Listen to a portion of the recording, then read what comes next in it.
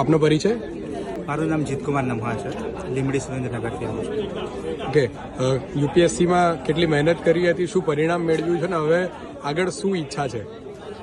યુપીએસસીમાં છેલ્લા 3 વર્ષથી મારી મહેનત રહી છે. આ મારું 3જી મેન્સ, બીજું ઇન્ટરવ્યૂ અને પહેલી વાર લિસ્ટમાં નામ આવ્યું છે. આ વખતે 929 રેન્ક છે અને હવેની આગળની ઈચ્છા એ છે કે હજુ એક પ્રયાસ કરીને સારો રેન્ક લાવું અને આઈએસ બનવાની માટે પ્રયાસ કરવાનો છે. ઓકે, કયો એટેમ્પ્ટ હતો તમારો?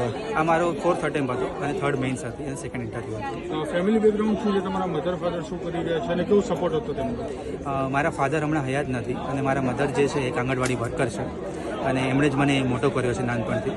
અને મારા મધર અને મારા મામા અને મારા નાના એમની જોડે જ હું રહેલો છું અને કુટુંબીજનોનો બહુ સહકાર રહેલો છે અને એમના લીધે તે હું આઈઆઈટી બોમ્બેમાં જઈ શક્યો હતો.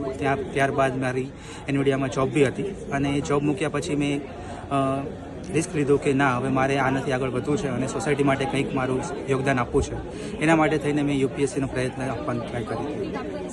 કેટલું તમારી મહેનત કેટલી હતી યુપીએસસીની તૈયારી માટે? કેટલું વાંચન, કેટલો અભ્યાસ રહેતો?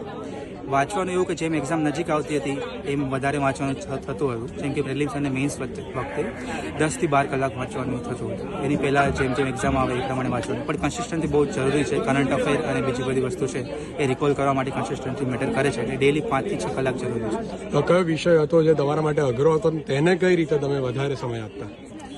મારા માટે મારો ઓપ્શનલ હતો, જે મારો ઇન્ટરેસ્ટ હતો, મારું પેશન હતું ફિલોસોફી, અને એ મેં ઓપ્શનલ રાખ્યો હતો. એ મારા માટે અઘરો તો નહોતો, પણ મને લાગ્યું કે એના માટે મારે થોડુંક વધારે યોગદાન આપવું જોઈએ અને એ ક્યાંક મને ઇમ્પ્રુવમેન્ટ આપશે માર્ક્સમાં.